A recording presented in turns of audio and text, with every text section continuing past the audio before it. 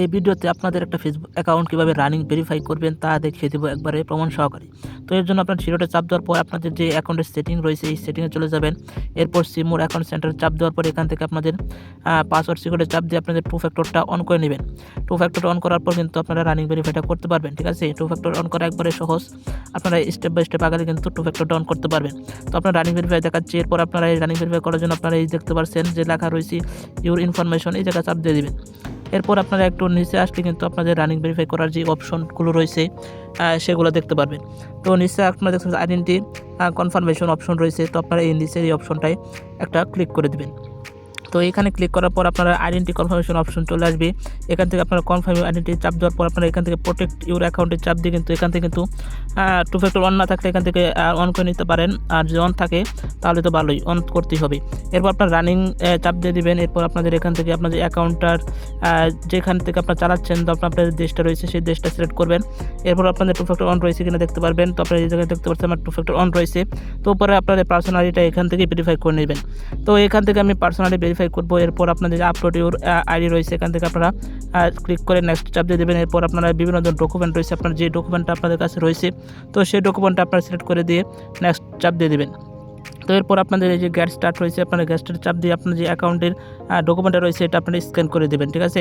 তো এটা অটোমেটিকভাবে আপনাদের কিন্তু ফটো উঠে যাবে। তো আপনাদের ডকুমেন্টটা আপনারা ধরবেন ক্যামেরার সামনে, তাহলে দেখতে পারবেন ডকুমেন্টের ছবিটা উঠে গেছে। তো ডকুমেন্টের ছবিটা অবশ্যই ক্লিয়ার করে তুলবেন, তাহলেই হবে। তো আমার ডকুমেন্টের ছবি উঠে গেছে। তো আমি জাস্ট এখান থেকে সাবমিট যে অপশনটা থাকবে তো সাবমিটে চাপ দিয়ে দেবো।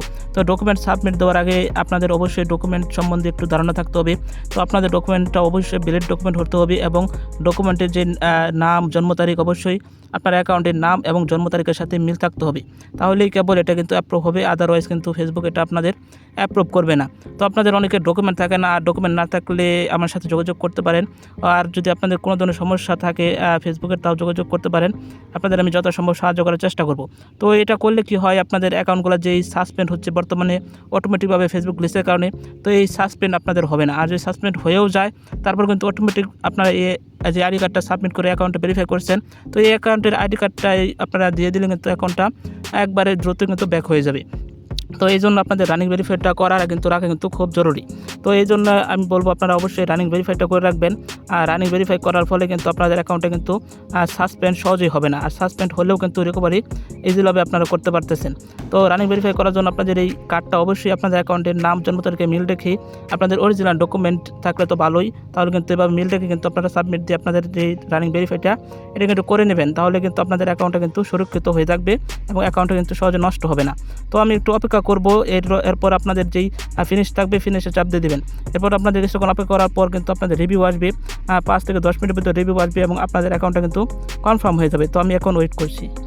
তো কিছুক্ষণ ওয়েট করার পর দেখতে পাচ্ছেন আমার অ্যাকাউন্টটা কিন্তু কনফার্ম হয়ে গেছে। তো এইভাবে আপনাদের অ্যাকাউন্টটা কিন্তু কনফার্ম করে নিতে পারবেন। তো আপনারা এই যে দেখতে পাচ্ছেন আমার অ্যাকাউন্টটা কনফার্ম রয়েছে। তো এইভাবে আপনার অ্যাকাউন্টটা কনফার্ম করে নেবেন। আর কোনো ধরনের সমস্যা থাকলে অবশ্যই আমার সাথে যোগাযোগ করবেন। আমার যোগাযোগের লিঙ্ক, টেলিগ্রাম লিঙ্ক রয়েছে ভিডিও ডেসক্রিপশন বক্সে, অবশ্যই যোগাযোগ করবেন, আমি আপনাদের সাহায্য করার চেষ্টা করব। ধন্যবাদ সকলকে সম্পূর্ণ ভিডিওটি দেখার জন্য।